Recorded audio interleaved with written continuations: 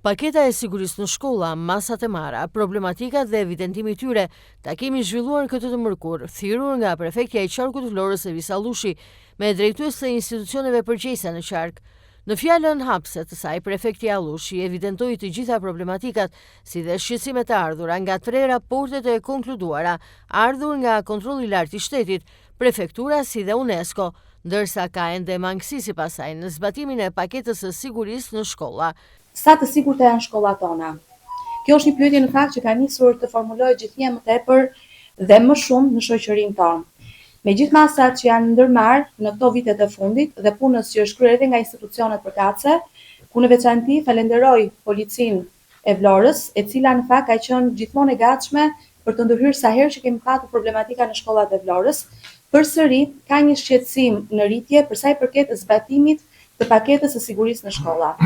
Shqetësimi më i madh në fakt është tek prindrit, të cilët çdo ditë ja dorëzojnë fëmijët e tyre shtetit, na i dorëzojnë neve, dhe ne kemi detyrimin që t'i mbrojmë ata nga çdo lloj rreziku.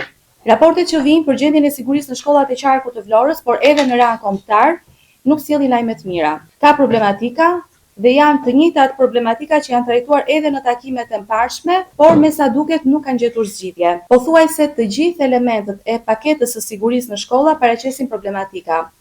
Mungesa e sinjalistikës rrugore në shkolla, kryesisht rurale, por edhe aty ku ka përsëri ka probleme. Kamerat e sigurisë në pjesën më të madhe janë jashtë funksionit, mungesa e semaforëve, siguria ushqimore është një tjetër problem që shqetëson fëmijët, por edhe prindërit e tyre. Transporti urban, mungesa e lëndës djegëse për ngrohje, fikset e zjarrit, evakuimet në rast nevoje, përdorimi i duhanit, i celularit e problemeve të tjera të cilat vazhdojnë ende të jenë të pazgjidhura.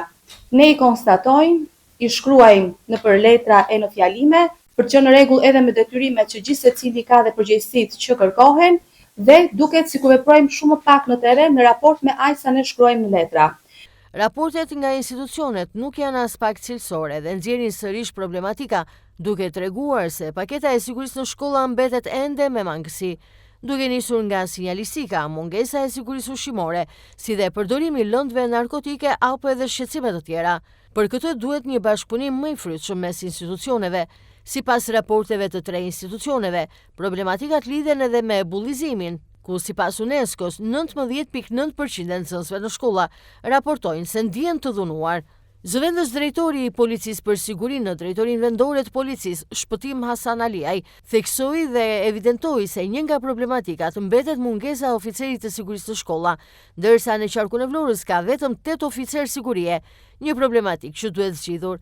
Mungesa e sinjalistikës që duhet të kryhet nga institucionet vendore është një tjetër shqetësim, ndërsa për këtë qëllim duhet edhe bashkëpunimi me të gjitha institucionet. Për shkak të organizimit që neve kemi si institucion, ju e dini shumë mirë dhe e prekni çdo ditë që ne kemi pranimin tonë të punonjësve të policisë në të gjitha shkollat, punonjës të qarkullimit rrugor, punonjës të shqiponjëve, punonjës SBZ-s të cilët që në orët e parë të mëngjesit takojnë prindërit, takojnë drejtuesit e shkollave, takojnë dhe oficerët e sigurisë në shkolla. Ne duhet kemi realisht një bashkëpunim më të mirë me policinë bashkiake dhe me oficerët e sigurisë në shkolla, për të bërë edhe një rindarje, me që është edhe shfrytëzoj këtë takim për të thënë për të bërë një rindarje të gjitha këtyre shkollave për të patur realisht prezencë në mëngjes, sidomos në orët e para të mëngjesit dhe në kohën e pushimit, po edhe në kohën kur mbaron orari mësimor. Ne kemi të evidentuar në shkallë qarku të gjitha janë rreth 140 institucione arsimore që neve monitorojmë çdo ditë, por më bën shumë përshtypje numri i pakët i oficerëve të sigurisë në shkolla. Ne kemi 8 punonjës të sigurisë në shkolla në shkallë qarku. Pavarësisht se ky numër është caktuar në bazë të numrit të punonjësve, në bazë të numrit të nxënësve, unë mendoj që ky numër duhet të rishikohet për ta vendosur në bazë të numrit total. Pse mos vendosen në bazë të numrit total, numri i oficerëve të sigurisë? Të vendosen në bazë të numrit total që kanë nxënësit dhe pastaj neve të bëjmë ndarjen atje ku kemi bërë analizën e rrezikut, atje ku kemi më shumë probleme për të qenë prania e tyre. Ne kemi pasur për këtë vit, kemi pasur 8 raste konfliktesh në institucionet arsimore, të cilat janë trajtuar nga rajon, janë marrë dhe masa konkrete, janë kryer gjithë veprimet procedurale. Po ne realisht konstatojmë që duhet të ketë një kontroll më të rrethë edhe nga kujdestarët e shkollave, nga kujdestarët e klasave, sepse ne kemi informacione dhe konstatojmë që një pjesë e mirë të nxënësve të mosdoshmëve nëntëvjeçare kanë filluar përdorimin e narkotikëve. Se ne kemi pasur raste kemi pasur disa raste të këtyre problemeve. Pastaj problemi i telefoneve është bërë nga ngrënë, ju vetë e raportoni këtë problem. Unë di nëse mund të vendosim vetë shkollat, drejtuesit e shkollave që të bëjmë edhe në si botë. Do të vendosim që ky fëmijë që do të futet në shkollë nga ky organ nuk do ta përkujtojë, do të ketë telefonin me vet. Në takim u evidentuan edhe nga Inspektoriati Shëndetësor Shtetëror dhe AKU problematikat që lidhen veçanërisht me sigurinë ushqimore, kryesisht në subjektet që ndodhen pranë ambienteve të shkollave. Të gjithë trupa inspektuese nga Vlora në Sarand involuohen pothuajse të gjitha këto institucione në të gjitha njësitë administrative të qarkut Vlorë.